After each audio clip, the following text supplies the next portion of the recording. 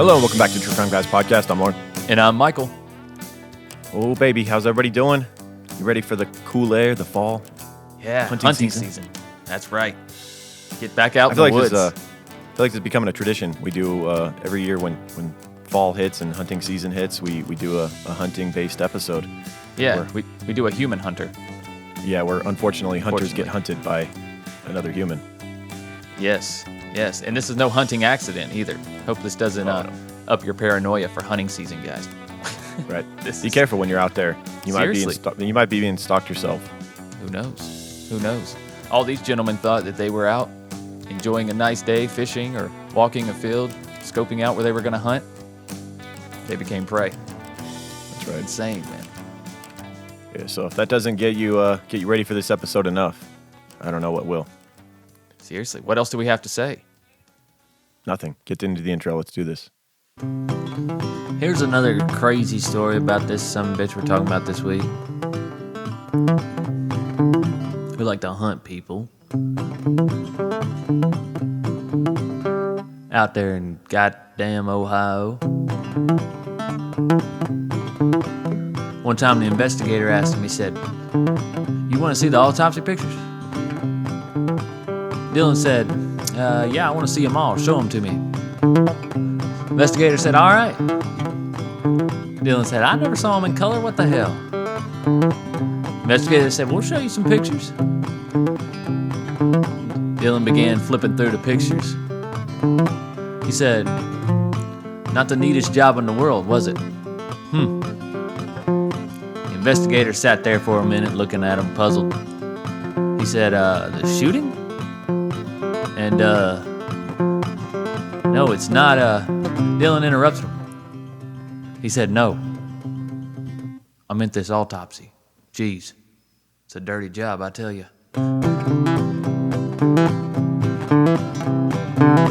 Yeah, he's a piece of shit. Buckle up. Here we go.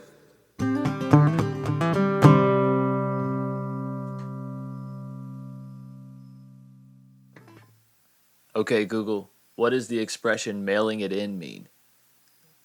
According to your dictionary, to deliver a performance without commitment or effort, with lackluster results. Yep. Nailed it.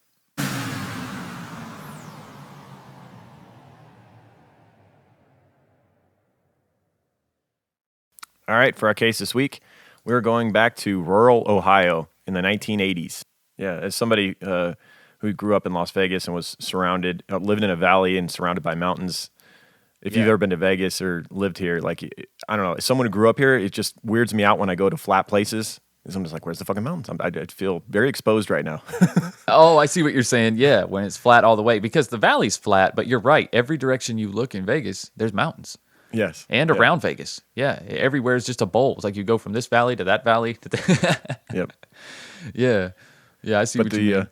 The rural counties of southern Ohio are hilly, rocky, and wide open, and in the late 1980s, it was a place where people could leave their doors unlocked and violent crime was almost unheard of.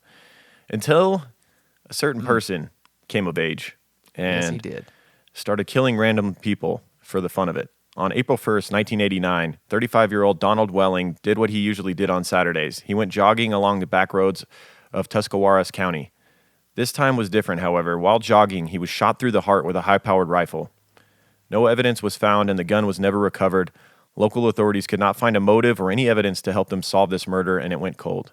That was a kind of a MO for this killer here, where he was just doing murder in a way that was damn near impossible to catch. You know, he would always pick up his shell casings. It was always random. It was always in rural areas with no witnesses. And in the 1980s, it was already, a little bit more difficult than now to catch him because there was little to no surveillance cameras or anything like that anywhere. Right. So how are you going to catch this person? Yeah, it was terrifying. It was a nightmare. Yeah. Literally, nobody wanted to be out alone.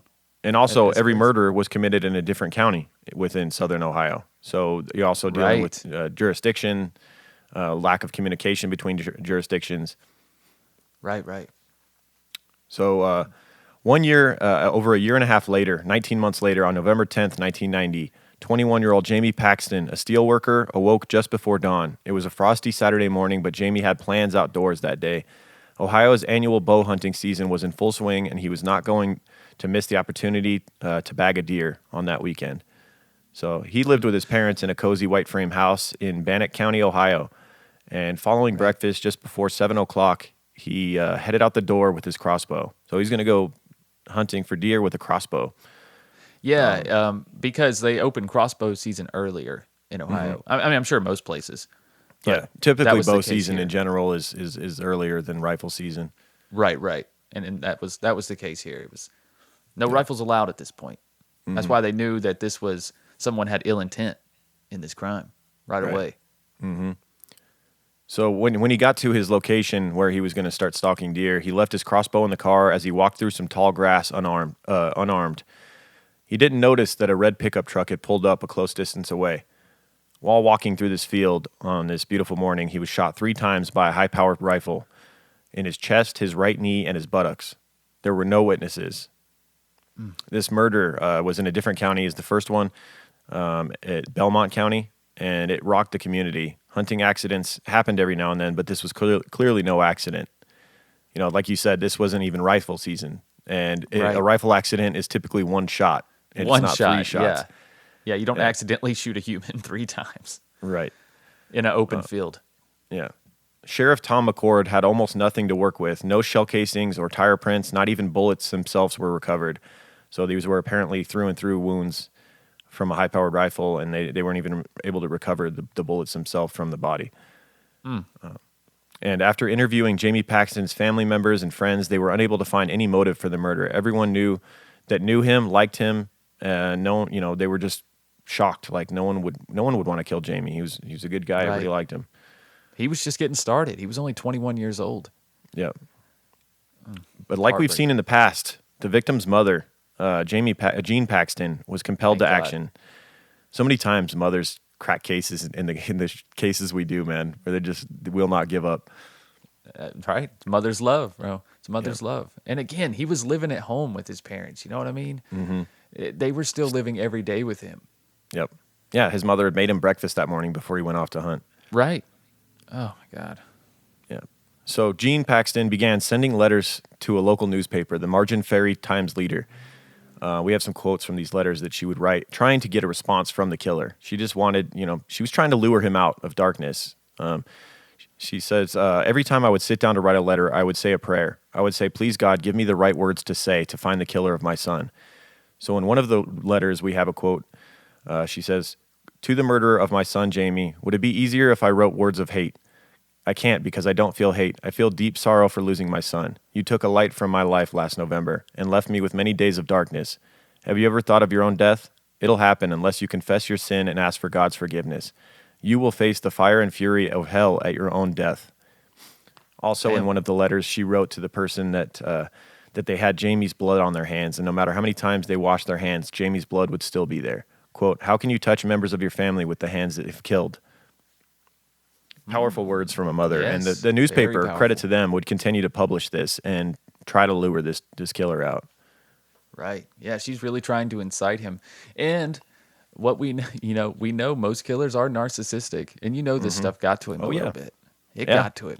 That shit planted because he would eventually write back and crack this case. It would take a while, but... Right.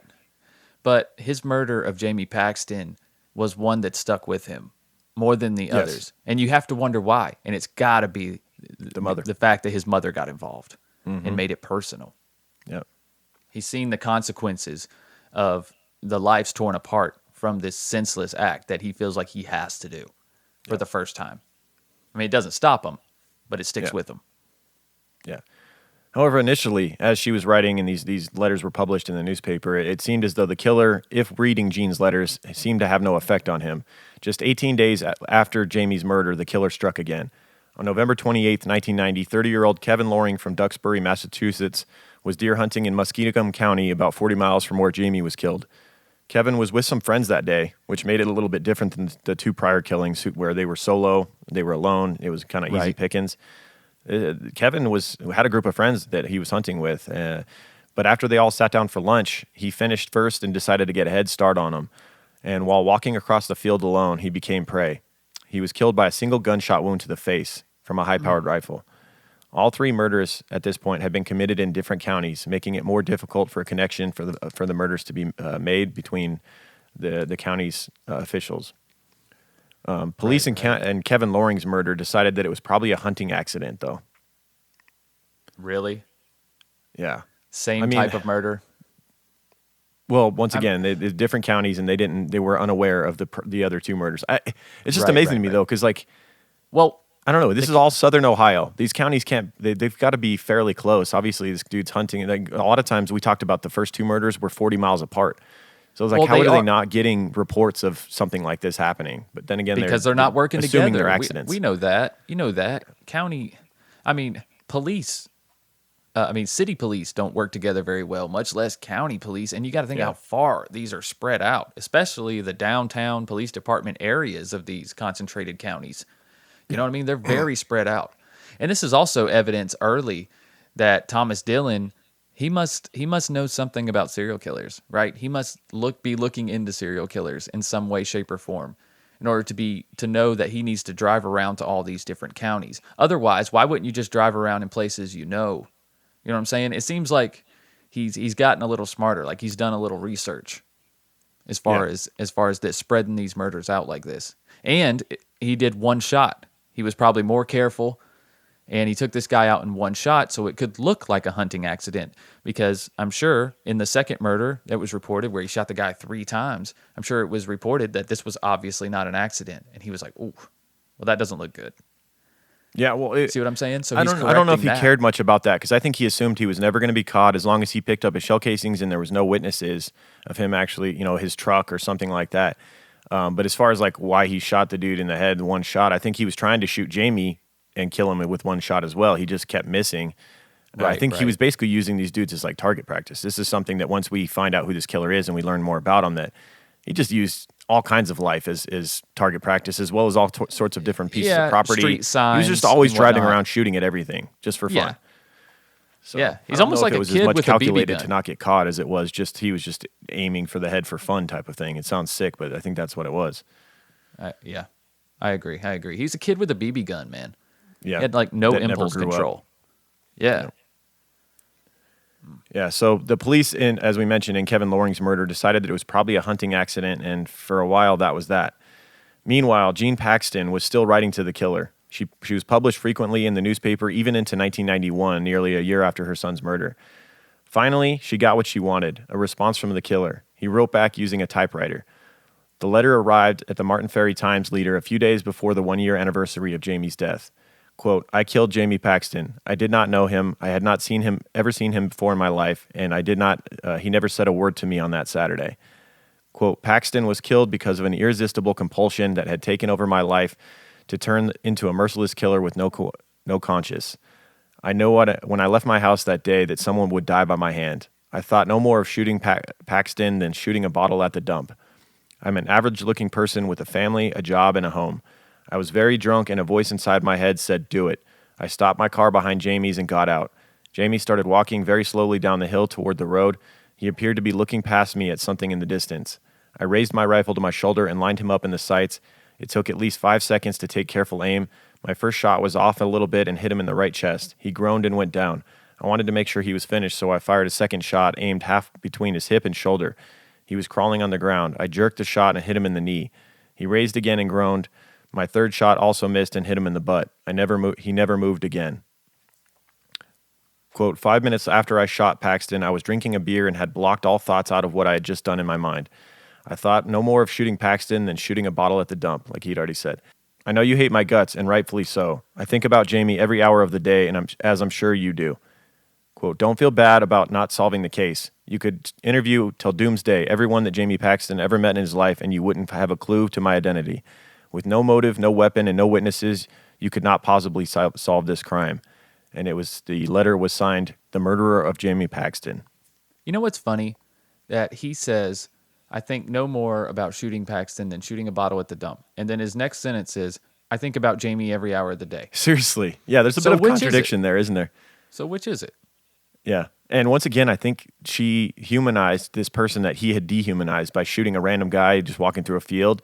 The mother sending letters and talking about her son and not being combative, not saying, I'm going to find you and we're going to kill you or we're going to, lock you away forever. She was saying, I'm just so sorrowful for my son. And how can you do this? How can you live with yourself type of thing? Just guilting him. Yep. May have humanized this person that he had shot and made it to where, he's now thinking about it and maybe a little bit of regret. I don't know. Yeah, absolutely. I feel like he did. I feel like this murder in particular. And it's because of Jamie's mom, no doubt. Mm-hmm. So the Belmont County Sheriff's Office now had its first lead. Jean Paxton's love for her son and her antipathy for his killer had exposed the serial killer that the authorities had no idea even existed. And when he struck again, the pieces began to fall into place. On Saturday, March 14th, 1992, 49-year-old Claude Hawkins decided to go for some early morning fishing after finishing up his midnight shift at the Pittsburgh Plate and Glass Company.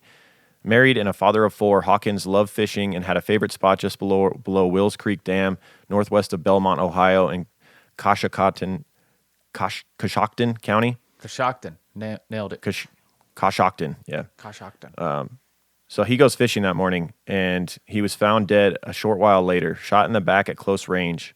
Since the Hawkins murder occurred on federal land, that was a big mistake by the killer. Was. The FBI would be called in, and they would start connecting the pieces that these different jurisdictions hadn't done yet and realize that they had a serial killer who was randomly killing people out in rural areas. Special Agent Harry Trombitis from the Columbus Field Office was one of the officers assigned to the case. He says, quote, "Usually you would find some type of shell casing in the area. I remember looking very hard, metal detectors, hands on knees for any shell casings in that. None were ever found. And so there was something, if in fact we had somebody who was evidence conscious enough to pick up the shell casing after they had shot and killed somebody. We were dealing with a different brand of person here."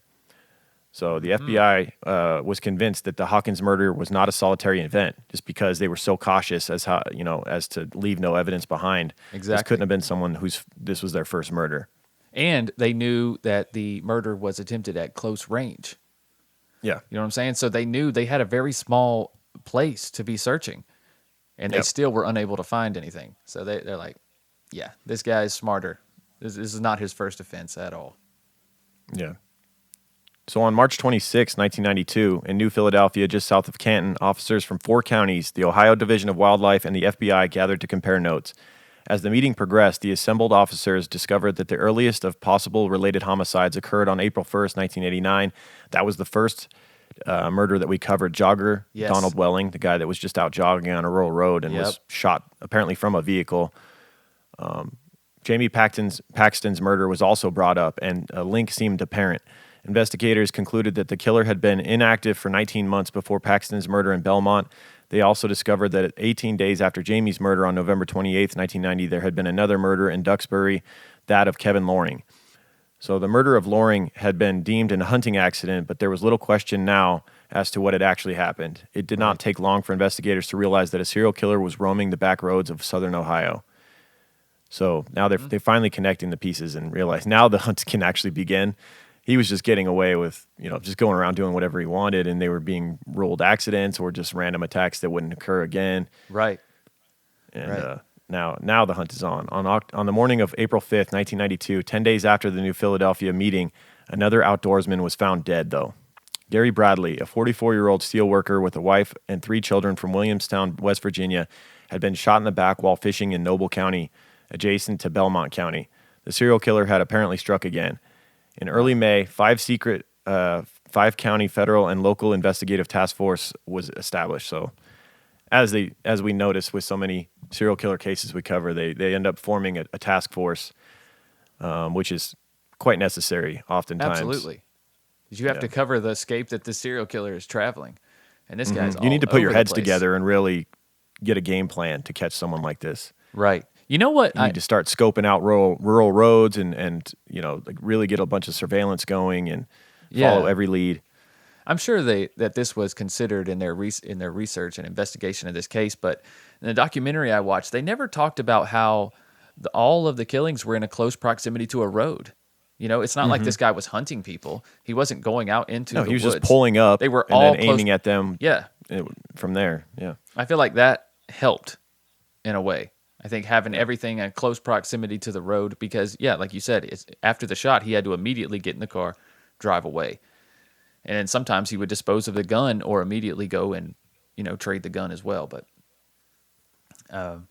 yeah, I never seen any mention of that. They act like, oh, there's all this land. And I'm like, well, not necessarily. It's got to be in eyesight of the road.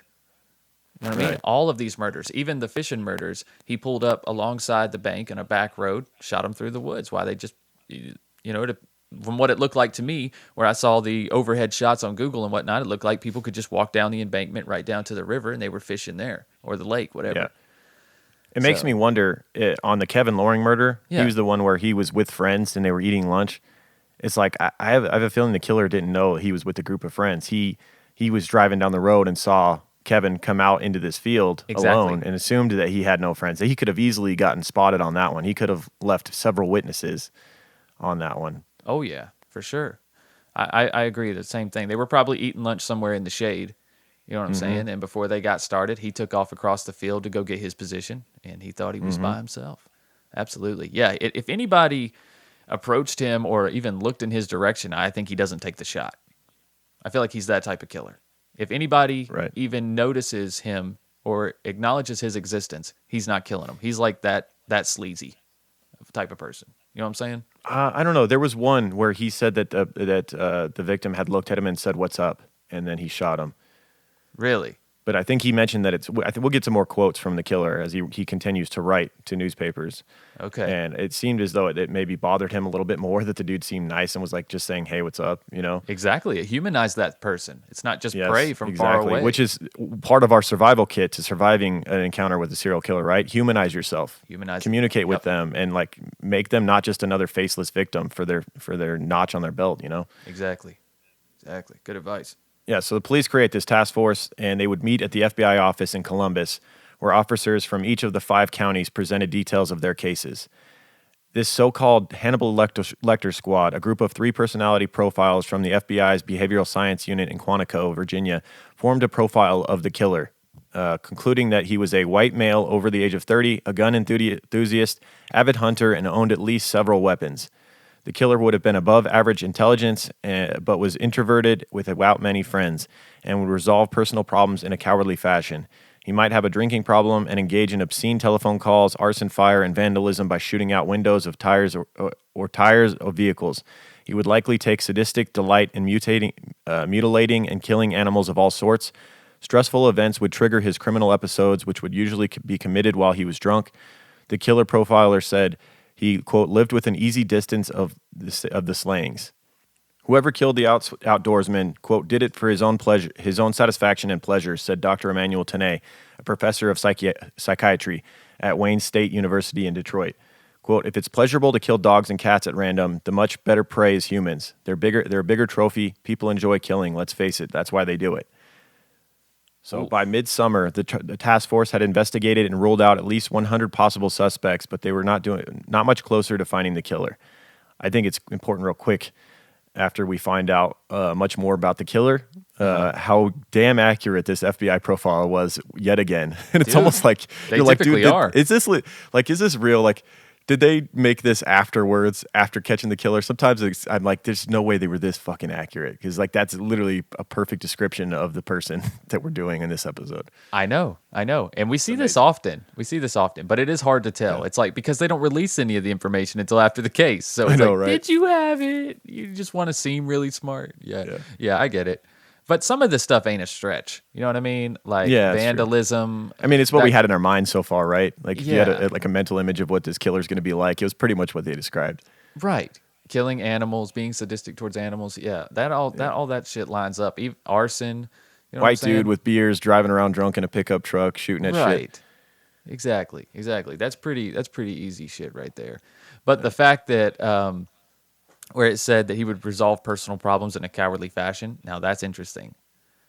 Right. You know what I'm saying? Because you would think somebody who's like, it's a cowardly crime that he's committing. You know, he's just shooting randomly at people from a distance. There's no confrontation involved. Right. I just think that's an interesting thing to include in this. Right. You know what I'm saying? It makes you wonder what would have happened if one of these people had spotted him and from a distance pointing a gun at them, if they would have confronted him like, hey, what the fuck are you doing? You know, like would he have still shot them, or would he have like cowardly got back in his truck and drove off or something? Didn't that happen? He got spotted one time by two guys. And he got spotted by two guys that he was going to kill, like close to where he same scenario as the other guys that were fishing, but these guys were like walking in the woods along a lake, but they were hunting. And they turn around and he's pointing the gun at them. Jesus. Yeah. So he probably learned a lesson there to not target multiple people at once. Right. I don't know, the way the documentary portrayed it, it was almost like he was trying to line them up with one bullet. Right. You know what I'm saying? And then they turned, and then the other guy came out from behind the other guy. You see what I'm saying? Maybe he didn't even see that there were two people. Oh, yeah. You know what I'm saying? And then the other guy stood up, and he was like, "Oh shit, there's two people here." Yep. And that may have been what scared him off, because there was the scenario like you brought up earlier where the guy did approach him, but it was just one guy, so you can silence him real quick. But when there's two, right. you know, and also that guy didn't come at him with a combative tone. It was, "What's up?" Exactly. So he was unsuspecting still. He wasn't on his guard.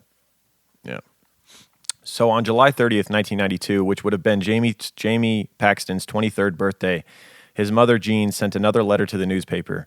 She described how she baked her son's favorite cake that day, quote, "but Jamie wasn't there to enjoy it. There's a small child in our family whose biggest worry was who's going to blow out the candles on Jamie's cake. The next time there's a birthday party in your family, I hope you think of the cake on our table and know that the reason Jamie wasn't here to blow out, you're the reason Jamie wasn't there to blow out the candles."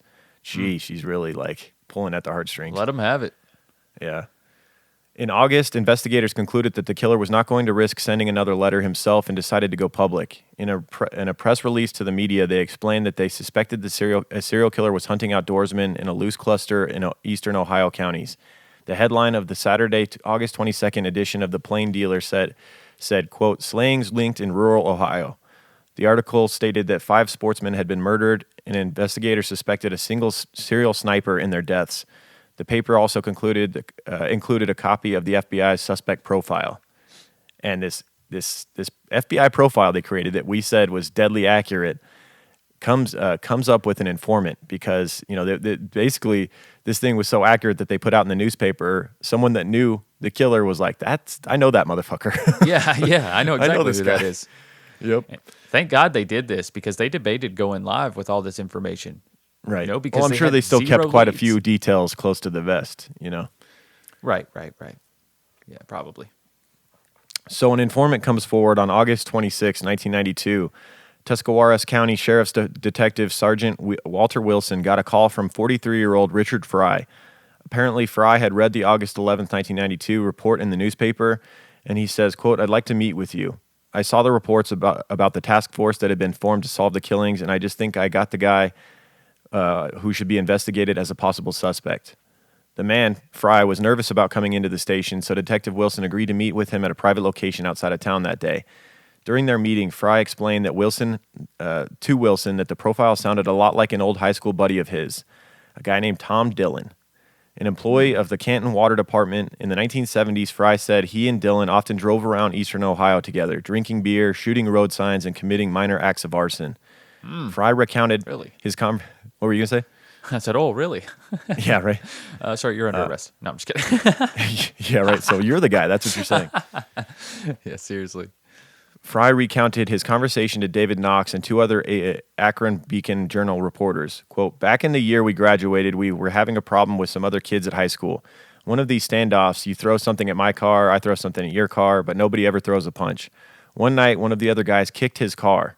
Tom pulled out his gun and took a shot at the guy. I asked him this, quote, 'Did you really mean to hit him?' And he said, 'Yes, I meant to hit him.' I used to go out hunting with him because we were gun enthusiasts. In the beginning, it was all pretty legitimate, but then we started hitting these dumps in southern Stark County. We'd go down there hunting rats and things. I remember we ran into a couple of scraggly dogs one time. They were all diseased. They were sick. I remember they had open sores. Tom said, 'Do you think I should kill them?' And I said, 'Well, you'd probably be doing them a favor.' I remember him shooting them. I didn't think too much about it. Wild dogs can be vicious. Then he started shooting dogs, just dogs along the road. I said, 'Tom, shooting a wild dog is one thing, but that dog doesn't look very wild to me.' He said, 'You can't let them damn things be running around.' I let it go by once or twice. Then I said, 'Tom, you got to quit it or I won't go out with you. These are somebody's pets. Somebody loves them. It's not right to do that.'" Mm-hmm. So it sounds like the guy. Yeah, this definitely sounds like the guy. Also, they used to discuss serial killers, so that could be a red flag as well, right? Yeah. Fry said, we used to discuss serial killers too, especially Ted Bundy. Tom was fascinated by Bundy.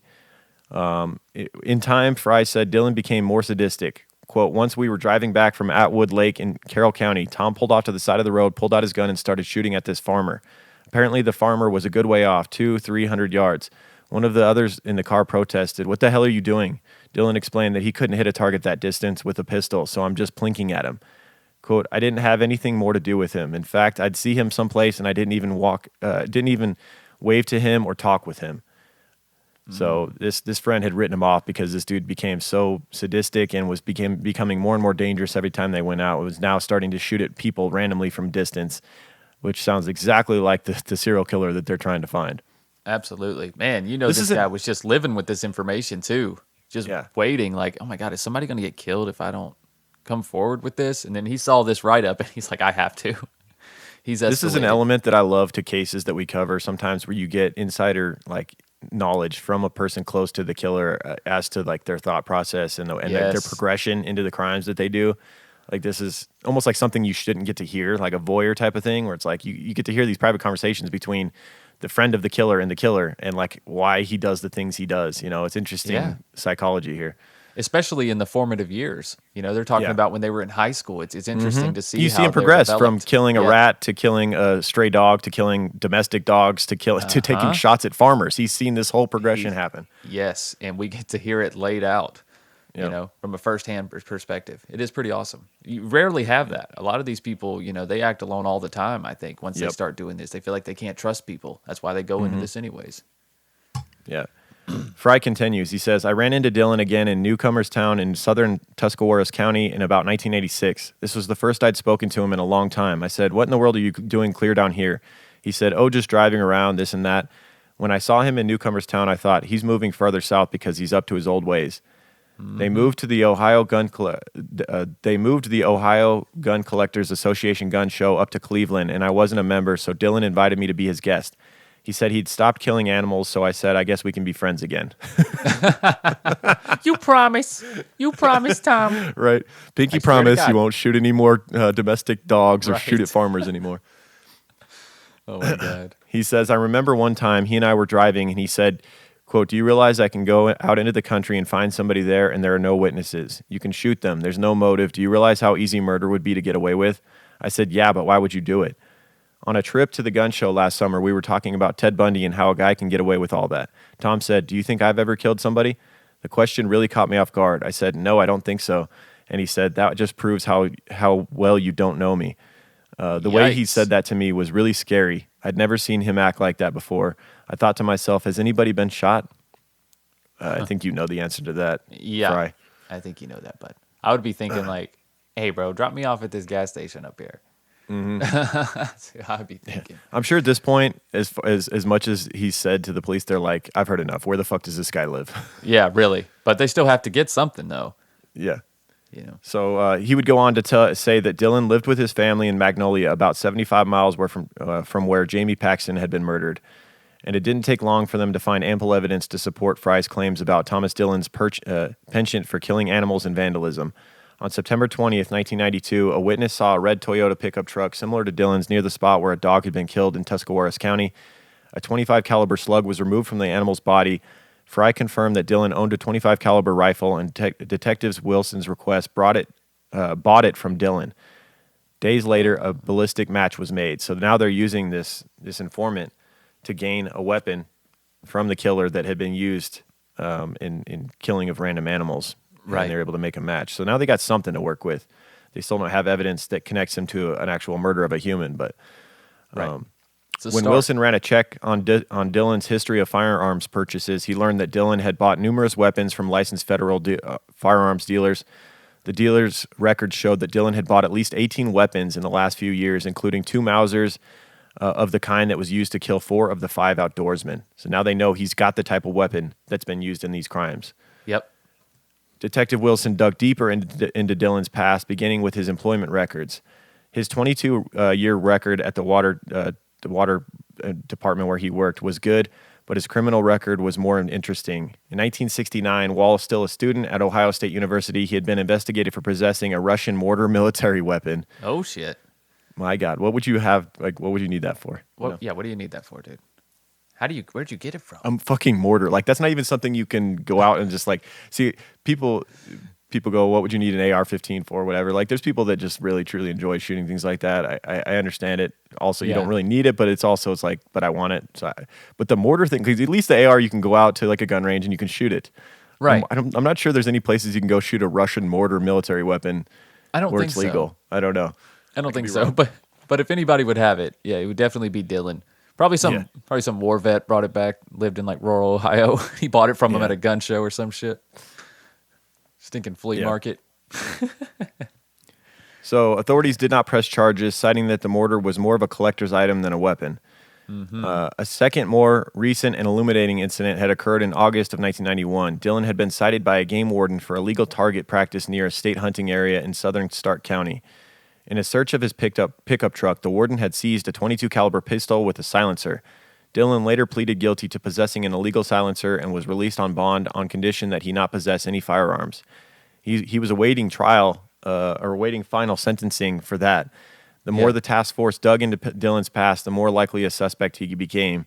The task force began tailing Dillon began tailing him from the air and ground on mid-October 1992, and they just witnessed him doing all the things you would expect him to be doing, just driving around rural roads, shooting at shit.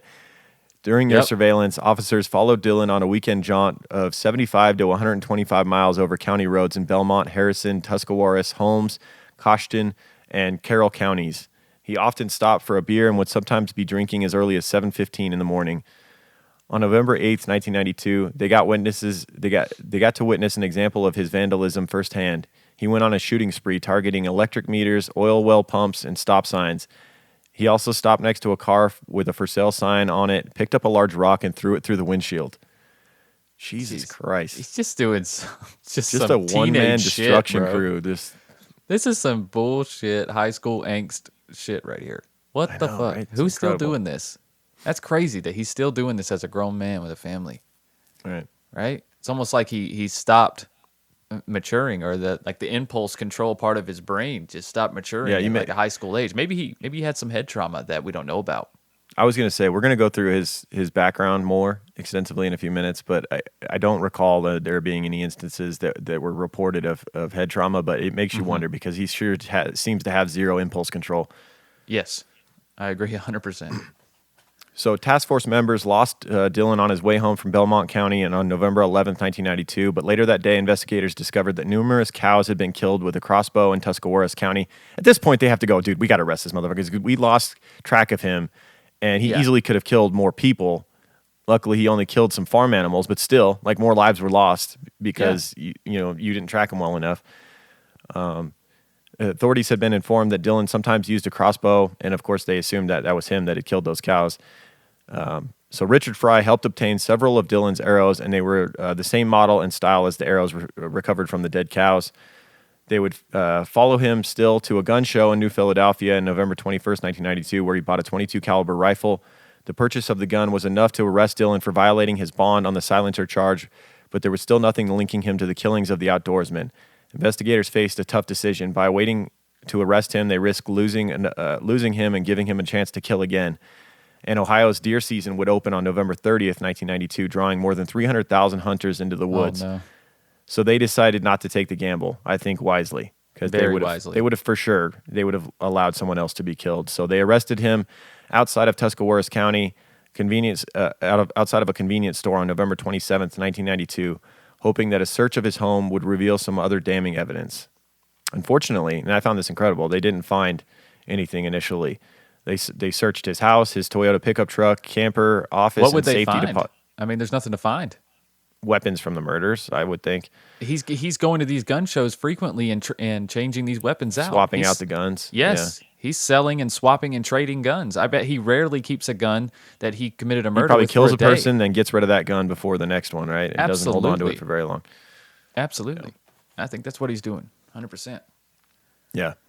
Yeah, so they search all these things and they turn up nothing. 5 days later, at his bond hearing, prosecutors revealed that Dillon was the prime suspect in 5 killings. And the barrage of publicity that followed the Dillon's arrest finally gave the task force the break they needed. On December 4th, 1992, a Stark County man came forward and told investigators that he had bought a 6.5 by 55 millimeter Swedish Mauser rifle from Dillon at a Mazzillion gun show on April 6th. So I think you're 100% spot on. He kills a person with a gun, then he takes it to a gun show and swaps it out for another one. Yep.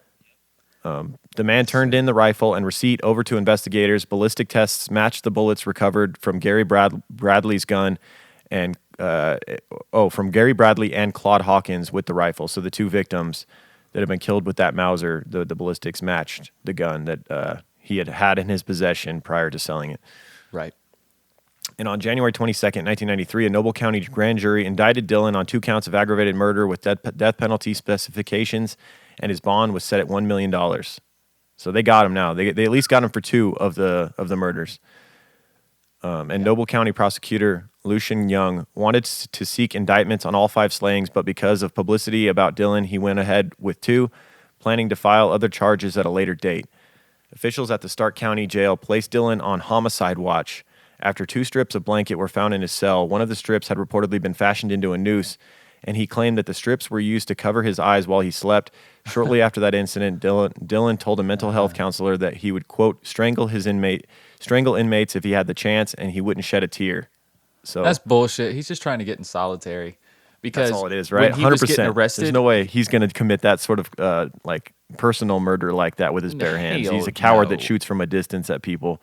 He'll get fucked up. He tries to strangle somebody in prison. Right. He just wants to get in solitary because he threw a fit when he was after he got convicted about going to like the most the high security prison in Ohio. That's what it was, dude. That was the most gangster move on Jean Hawkins, the mother of one of the victims. She ensures she gets a giant petition. We'll talk about that in a little bit. Yeah. But she ensures that he goes to the maximum security prison, the most dangerous one. That's what he deserves. Awesome. Yep. You want to be a hunter? Here's a hunting ground for you. That's right. Yep. Now you're in with some real beasts. That's right. So let's go through Thomas Lee Dillon's background here real quick. He was born in Canton, Ohio on July 9th, 1950, and shares a birthday with Tom Hanks, O.J. Simpson, and Fred Savage. Well, 2 out of 3 ain't bad. I'm a big Wonder Years fan, so I'm a Fred Savage fan. Fred Savage. The portrait of innocence, childhood innocence. And then you have O.J. Simpson, born the same day. Crazy, right? Right. And then you have one of the greatest actors ever in Tom Hanks. Oh, Tom Hanks. That's right. Who else can pull off something like that? And in some of the most iconic films of our time. Yes. Absolutely. That's inarguable. I remember my mom showing me the movie Big when I was a kid, and I was like, wow, this is awesome. Because it's like every kid's dream. It's like, if I look like an adult, I could do whatever the hell I want. Right. Have you seen that movie, Tom Hanks? It's been so long. Yeah, I think I saw it when I was a kid. Yeah, that was my first introduction to Tom Hanks. But man, the scope of films that he's done, like the different parts that he's really got range, as an actor. Oh, absolutely. He's done it all. He really has. He's done comedies. He's been done a war shit hero. Like Castaway, he's been Forrest Da Vinci Gump. Code. He's been, you name it. He's done it. Yeah, Saving Private Ryan. Yeah, he's done freaking Castaway. Fantastic. Yep. So Thomas Lee Dillon, born in 1950, his father succumbed to Hodgkin's disease and died when he was 15 months old. A psychologist, Jeffrey Smalden, said that Dillon viewed his mother as a cold woman who never praised or punished him. Common thread with serial killers, right? Male serial killers, their mother being very cold, and their father not being in their lives. So she never praised him, but she also didn't punish him. So she was That's just almost not worse. there. That's worse. It's almost worse, right? The lack of attention all around. You're right. That's just being cold, almost like you're an inconvenience. Yep. You're right. That is worse. Because at least they punish you. They care something about the way you're acting. Yeah. The psychologist continued, quote, Dillon has no memories of his mother ever hugging him, kissing him, or telling him she loved him. Classmates from Glenwood High School in Plain Township remembered Dillon as an extremely intelligent person, but a loner. In his 1968 senior yearbook, it listed him as having no extracurricular activities. Shocker. A classmate named Ronald Skelton said, quote, he was a person who marched to the beat of a different drum, separated from the mainstream. His friends school remember didn't offer arson classes, so he had to do his shit after school. Yeah. Got to get it in somehow. That's right. Dillon loved to hunt. He simply liked to kill and enjoyed watching animals suffer. As a teenager, he began to count the number of animals that he had killed on a calendar in his bedroom. Now that's a little when you start to alarming. worry. Yeah. If you find a calendar with a kill count on it in your kid's bedroom, you might want to take him to therapy. You might want to intervene right here. Yeah. Now's the time. No doubt. Maybe a little past the time, but you should intervene. But an absent mother who didn't give a shit probably don't even know this is going on. She didn't even. She was completely unaware of the calendar, right. I'm sure. Yeah, exactly. Yeah. Following high school, Dillon attended Kent State University's Stark campus and later Ohio State University. Quote, in the summer months, we would all hang out at Willow Springs swimming pool on 55th Street, said a man who remembers Dillon. I just ran around with him a couple years. We all drank together. I never saw him shoot a gun, but I heard other people talking about him. Crazy Dillon went out drinking and he was shooting a pistol at this window, or he shot the windows out of a school. I heard things like that a couple of times. Thomas Dillon would go on to graduate from Ohio State in 1972 and went to work as a draftsman for the Canton Water Department. In 1978, he married Catherine Elsis, a nurse from Alliance, Ohio. Or were you kind of surprised that he got a degree and I am from got kind of a prestigious Ohio job? State. From the Ohio State. Everybody said he was very intelligent, as are many of the serial killers we've covered. That's true. That is very true. That's how they know to cover their tracks. Yeah. Yeah, so as I briefly mentioned, in 1978, he married a woman, Catherine Elsis, who was a nurse from Ohio. By the early 1980s, he began boasting to friends that the count of his death calendar had reached 500. He had also attended Ohio's peace officers training in Lawrence Township in Stark County, where he graduated with expert marksmanship. Of course, he's a peace officer, right?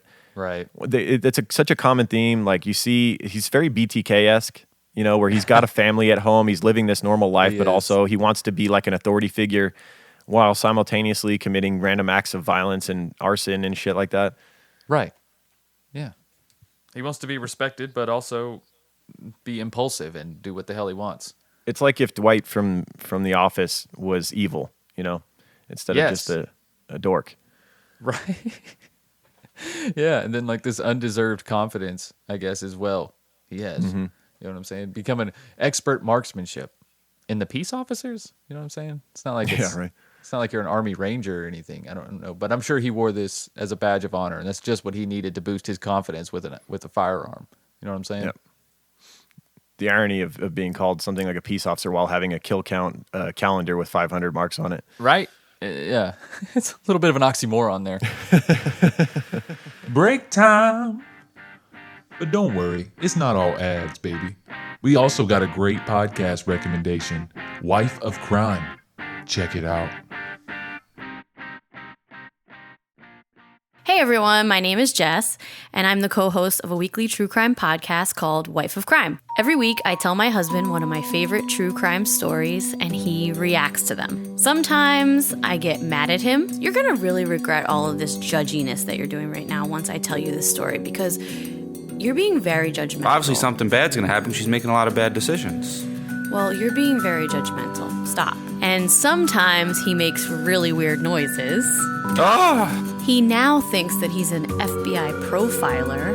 Yeah. How about that, Rusta profiler, placebo effect? But most of the time, he just has really funny color commentary. Wow, so he's sitting in his human leather chair, eating fruity pebbles out of a skull.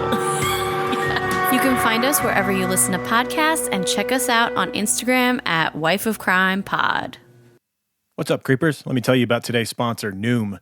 Making the world a healthier place. It's like having a trainer, a nutritionist, and a health coach with you at all times.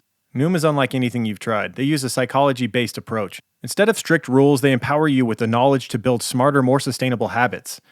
Noom helps to reshape your relationship with eating, often asking you not just what you're eating, but why you're eating it. Everybody's journey is different, so Noom customizes a program for you based on your personal goals.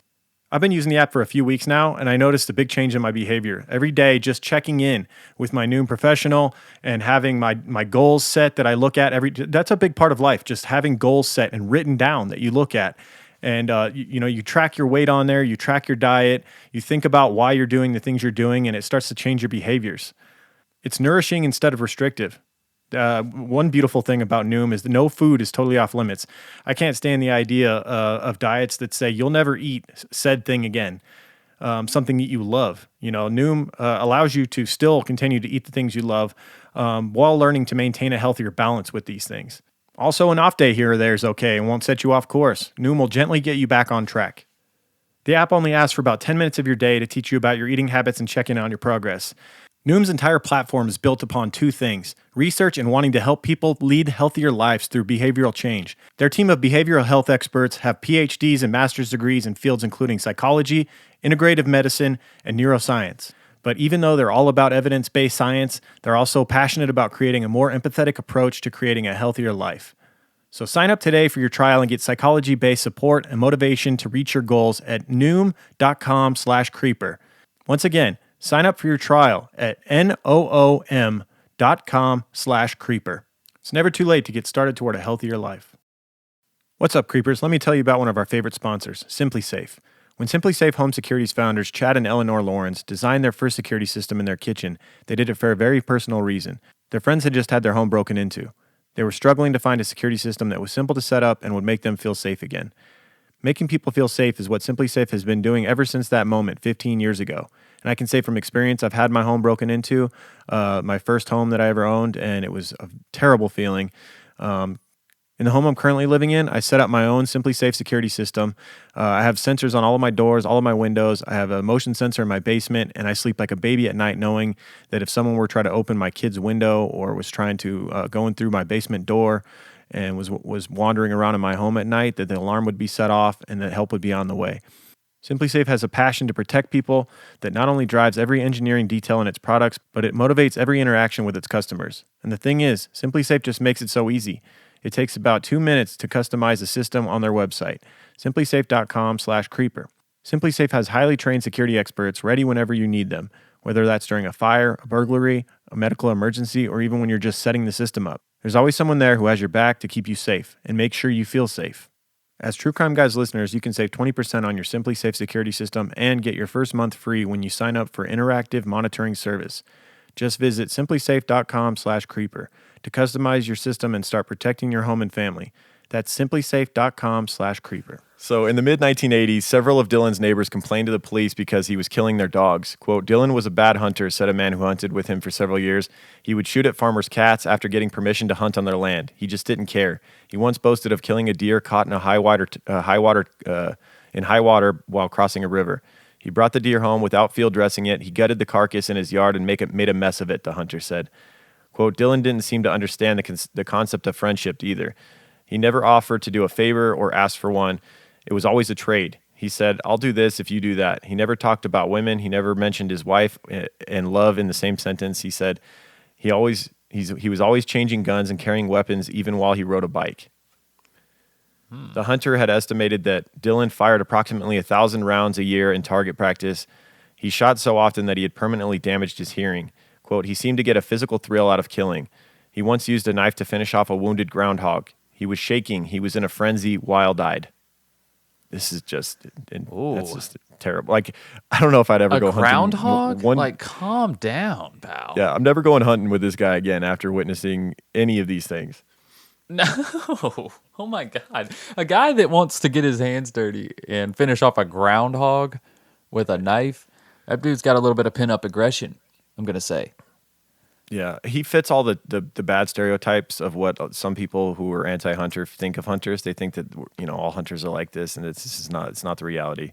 Oh, exactly. Yeah, this most is a very, hunters deeply very care bad about wildlife representation. conservation and care about, you know, the animals, and it's about population control of animals and things like that. And it's done in a humane way if it's done properly. You know, right? One clean shot, and then the animal's body is taken care of and consumed over time, much like the meat we get from the grocery store. Right. This is a terrible example of a hunter. This guy, obviously. Yeah. Which is why most of the actual hunters he hunted with never hunted with him again after witnessing this shit. Oh yeah, obviously so. They had to fear for their own safety. Yeah, not only that, they just like viewed what he was doing as terribly wrong to do the stuff he was doing to these animals. Oh yeah, morally, yeah, you don't want to be a part of this anymore. So Dillon's family members apparently hadn't witnessed his dark side, and they were shocked by his arrest. His mother-in-law was a big supporter of his. Ann Elsis, a retired high school teacher and guidance counselor, refused to believe that her son-in-law was capable of murder. Quote, Dillon is a witty, kind man who has always had a thing for guns, she said. So his gun thing was just kind of a little quirk in his personality, but not to be concerned of. Right. What about the mortars? Yeah. What about all the what about all the knives? The fires he started and all the bodies that have amassed and his calendar with 500 marks on it? What about the 500 animal death count calendar? What about that? Yeah. That he brags about to everybody. What about that? Such a kind man. He just has a thing for guns. Yeah. She said that her daughter, Catherine, worked as a nurse and would rely on her faith of God to get her through the ordeal. Quote, my stomach is churning, she confided. I have to keep my spirits up for Kathy. Maybe part of me wants to deny this. Tom has always been pleasant. He was always joking. He seemed like a son to me. We were a very close-knit family, she said. Meanwhile, on February 9th, 1993, 100 spectators gathered outside the Noble County Courthouse as Dillon, handcuffed in shackles, was escorted inside. The proceeding was short, and Dillon pleaded not guilty to murders in the deaths of Gary Bradley and Claude Hawkins. A third murder charge was filed against Dillon on May 22, 1993. He was charged with aggravated murder in the death of Jamie Paxton. Quote, this is what we've been waiting for the last 2.5 years, said Jean Paxton. It looks like ends in sight. Final. So she's finally getting some closure to her son's death. She finally gets a face to this monster that killed her son and has been writing these letters back, taunting her, saying that he'll never get caught. She finally gets to see what he looks like. I bet she's got some anger towards him now. Oh, for sure. You know, it's easy to say, like, I don't have any anger or resentment towards somebody when you don't know their face. You have no idea who they are. You can't put a face to that anger, but now she can. Yep. Just 4 days after having been charged with Paxton's murder, Dillon was sentenced to 3 years and 10 months in prison, the maximum on unrelated federal firearms charges. Before he could be tried for 3 capital murders, Dillon placed a call from jail to a television reporter on July 3rd, 1993, and confessed to the murders.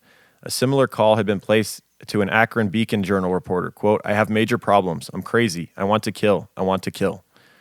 The following day, his attorneys put together a plea bargain in which he would confess to all 3 murders on the guarantee that he would not receive the death penalty and that no further charges would be brought against him. Dude, his attorneys... It's kind of messed up because he killed more than 3. So, like, you're now... If you take this you accept this plea bargain on it, you know, that's being offered up, you're not getting closure for the other murders, you know? Right. I was just going to say his attorneys have got to be like, what the fuck?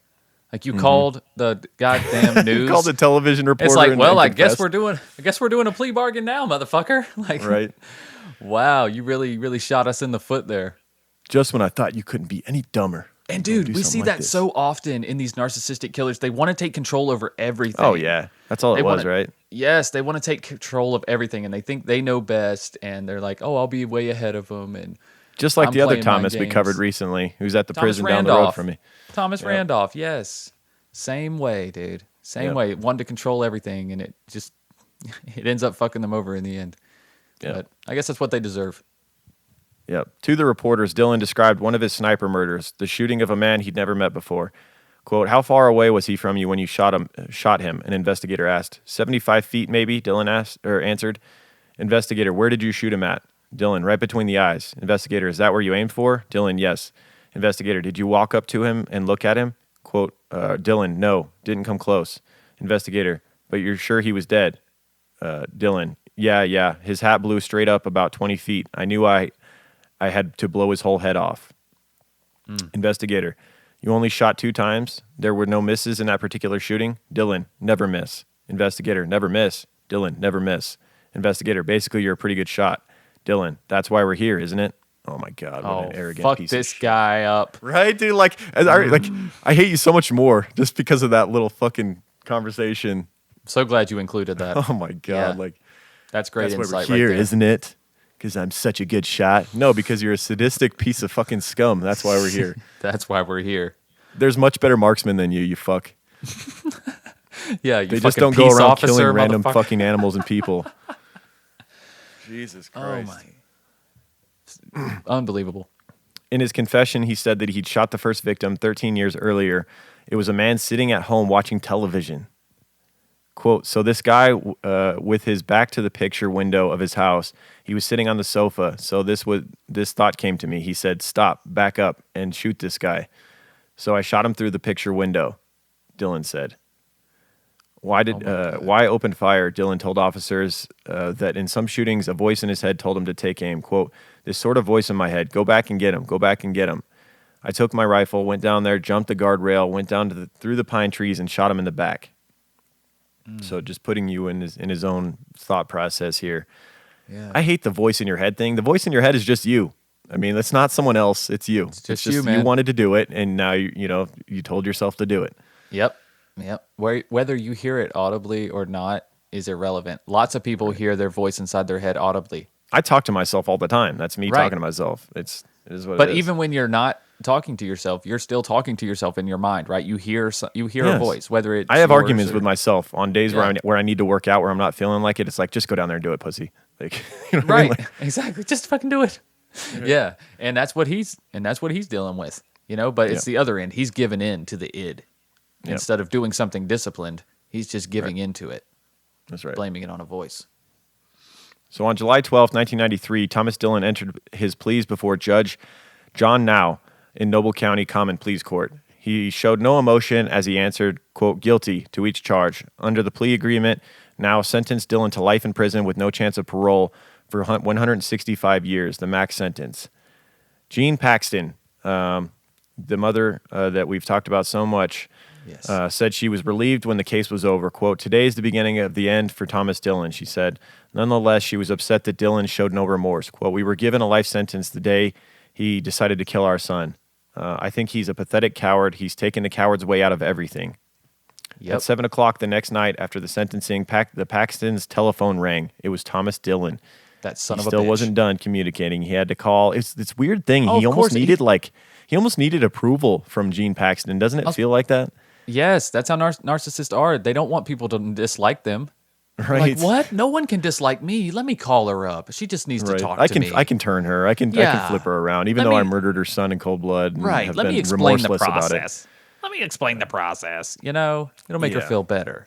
He told Jean Paxton that her pathetic coward comment had hurt him. Oh, poor Thomas. Oh, my God. She says, that's what you are, Thomas. And if you start with your cocky attitude, I will hang up. I've heard enough of that for the past several months. I'm not interested in what you have to say, but there are things I want to say to you, Thomas. Have you ever heard the expression, tears are the safety valve of the heart? He had not. So she talked about repentance and prayer. Quote, quit your profanity, stop the looping, simpering in front of the cameras, and pick up the Bible before it's too late. She said Paxton continued to speaking to her for an hour, finally concluding, quote, we've spoken long enough. I can't hate you, but I can never forgive you for what you've done to our lives. And in July 1993, Dillon would admit to setting 160 fires and committing other acts of vandalism in eastern Ohio during the preceding 5 years. Noble County Sheriff Landon Smith estimated that Dillon's fires caused more than $2 million in damages. The fires were set in Costin, Belmont, Guernsey, Carroll, Columbiana, and Tuscarawas counties. I'm sure I butchered all those county names if you're in Ohio. I'm sure you got a good laugh at that. Yeah. Give us a break. You got a lot of counties up there. Yeah, and there's some bizarre county names out there. Yeah. Coshocton? Yeah. Dillon pleaded with authorities not to be sent to Ohio's toughest facility, the maximum security prison in Lucasville in November 1993. Quote, if I go to Lucasville, I'm a dead man, Dillon said. Yep. When this is the most gangster shit I've ever heard on our show. When the news of this comment reached Jean Paxton, she collected 8,000 names on a petition and ensured that Dillon went to Ohio's toughest facility in Lucasville. He shouldn't have said that. Oh, you don't want to go there? Dumbass. Okay. Oh, my God. Yeah. So much for not harboring a little bit of hate there, Mama Jean. Nah, rightfully so. Rightfully so, though. You know what I'm saying? Love it. She deserves Yeah. that. Yeah. So does he. And he would not be killed in Lucasville, and he would die of natural causes in October of 2011. He died in the prison wing at the Corrections Medical Center in Columbus, Ohio at age 61 after being ill for nearly 3 weeks due to an unspecified illness that we only can hope was painful. I was about to And say, good at least he riddance. suffered for 3 weeks, hopefully. Yep. That's good. That's good. He doesn't even deserve the quick death that his victims got. You know what I'm saying? He deserves to fucking suffer. Yep. Too bad he didn't get the shit beat out of him and killed like freaking Dahmer or whatever. Well, hopefully he got, he got bent over a few times while he was in that maximum security prison and had to suffer and get beat up a bunch of times and all that. So. Yeah, I'm sure it changed his perception a little bit. Yeah. Probably thought he wasn't quite the god that he once was. Yeah. So that's our case. Wow. Thomas Lee Dillon. Be careful out there if you're a hunter this hunting season. Keep an eye out for other hunters. Wear orange and And wear unscented deodorant. Although, if you wore orange, that actually would have made you more of a target for a motherfucker like this. He would just spot you easier. That's what I was thinking. That's exactly what he's looking for. He's actually looking for orange. Yeah. But yeah, that's still good advice, though. Because you like to think that most hunters aren't trying to kill people. Right. But yeah. But if you are going hunting, you're gonna need something to keep you dry. You don't want to be smelling that BO. But Oh My Guy has a great unscented option as well, so you won't tip yourself off to the deer. Exactly. That's what we're looking for, guys. If you don't know what Oh My Guy is, it's an innovative, all-natural deodorant, fragrance, and beard oil company specializing in paraben and aluminum-free products. Their innovative line of deodorants inhibit the growth of odor-causing bacteria while maintaining effectiveness. At Oh My Gaia, they use only all-natural, paraben, and aluminum-free organic ingredients. And guys, there's tons of scents to choose from, like we said, or you can get unscented if that's what you prefer. But if not, you can get vanilla, cherry almond, sandalwood, lavender, lemongrass, Egyptian musk, coconut, dreamsicle, leather, lumberjack, honeysuckle, fireside, bergamot amber, barbershop, pear. What else do we got, Lauren? Sweet pea. There's so many scents, and there's always new ones being added at ohmygaia.com. Oh, and also we have our very own scent called True Crime Pine. Can't forget that, made especially for true crime guys. But you can get any of these scents as well as scented oils and beard oils at ohmygaia.com. That's OHMYGAIA.com or at shop_ohmygaia on Instagram. And because you guys are True Crime Guys listeners, you can use the word creeper for 15% off. I've been rocking coconut. I got some coconut recently, and it's absolutely my favorite now. I feel like it's even lighter, if that's possible, because Oh My Guy is already so light, but the coconut it smooths up. It just goes right on like butter. And it smells fantastic. Love it. I almost don't want to use anything else. I love the coconut. Oh, wow. Coconut guy now. Okay, I hear you. I am. Become a coconut guy. Well, hey, whatever works for you, man. I've been wearing some Sailor lately. I really like Sailor. All right, that's a classic. That's a good one. I keep Sailor on tap, as well as Egyptian musk and, of course, some True Crime Pine. Got to have some True Crime Pine on hand. That's right. Use our code word when you buy your Oh My Gaia, man, definitely. And that's right. And if you make a purchase through Oh My Gaia, you can also request some samples to try other stuff. And Wendy will be very kind to oblige you to send up some little cup samples of other scents if you're interested. Absolutely. If you make a purchase, don't ask for samples if you haven't ordered anything. That's just rude. Yeah, exactly. Yes, and that's hard on the small business as well. Yeah, for sure. Got to be considerate about that. Yeah. All right. Let's take a moment to thank everybody who's gone and rated and reviewed the show over the last couple of weeks. Last week, if you didn't notice, we'll talk about Patreon in a minute, but we didn't put an episode out on the free feed because we did a Patreon episode. So we have 2 weeks of reviews to cover real quick. Oh, my. I want to say thank you to V. Blossom from Australia, mate. All right. Says, just another freeloader. New phone equals another 5-star review. Love you guys. Oh, so V. Blossom, apparently, he's already given us a review and is doubling down. Gotta love it. Right on. Thank you very much. Thank you. All right. And then we got Aunt Kimmy from the U.S. just put fire emojis and 5 stars. Thank you, Aunt Kimmy. That's how you do it. Appreciate it, Kimmy. Okay. This one I love. We got Twink ZZZZ from the U.S. said, I didn't love it at first. I gave it another shot. Pretty good. And gave us a 4-star review. I respect that. You know what I mean? Like, you should take that approach with every show. You should at least give it a few episodes. You know what I mean? People have bad episodes all the time. And then you ask that podcaster, what's your favorite episodes? They might have like 2 or 3. You know? So, yeah, you definitely got to give them, you got to give podcasts a chance. You got to give it time to understand the host and who they are and what they're about. But we appreciate that review. Admittedly, not every episode we put out is our best. You know, like we have, we get done sometimes, we're like, that was all right. And then other times we just get done and we're like, that was awesome. So, I mean, you may have just picked one of those episodes for the first one to listen to that we were like, I don't know. Exactly. And you should take that, like I said, you should take that approach with every show. Yeah. Because when you're doing something as consistent. A real try. Exactly. Because when you're doing something as consistent as on a weekly basis, you're going to have episodes that you're just not feeling. That's just the way it goes. Yep. All right. All right, let's continue on. We got Paige CS from the U.S. said, nice podcast with relatable, funny hosts. Gave us a 5-star review and wrote a really long, nice article about us. Thank you very much. I'm not going to read that whole thing, but we read through it. Thank you. Thank you so much. And we got Carly in Sweden. Said, Cool. A+, great chemistry between the two hosts and equally good storytelling. Thank you, Carly from Sweden. Yeah, thank you. We got a good variety of countries in here. We got Tarek33 from Canada. Said, my true crime guys, 5 stars. Well done, guys. Just discovered you through Alyssa from Serial Killing. I love the music and the mild atmosphere, voices, and shared opinions. Thank you very much. And thank you, Alyssa from Serial Killing, for talking about us, apparently, and getting us more listeners. Appreciate that. Go check out Serial Killing Podcast, guys. Yeah. Right on. And then we got Salty Sarah 530 from the U.S. Just gave like a little blushy face and 5 stars with fire emoji. So thank you, Salty Sarah 530. Then we got Just Me 1974 from the U.S. Said, just what I was looking for, 5 stars. Came here looking for something new / interesting on the Chris Watt case. And I always wish there was kind of a dark humor, sarcastic, something that could make me laugh at this guy, mock him a bit in a funny way. And apparently we accomplished that for them. That's our specialty, is really shitting on the serial killers and not propping them up. No. We do not do that. Well, that's cool. That's a cool review. We got Dr. Dies in the U.S. Said, fantastic true crime podcast, 5 stars. They do a great job with detail and levity. Highly recommend. Thank you. We got Willow River 1315 in Great Britain. Said, great podcast. One of my favorite true crime podcasts. I think I was a little bit more Australian. Yeah. Sorry.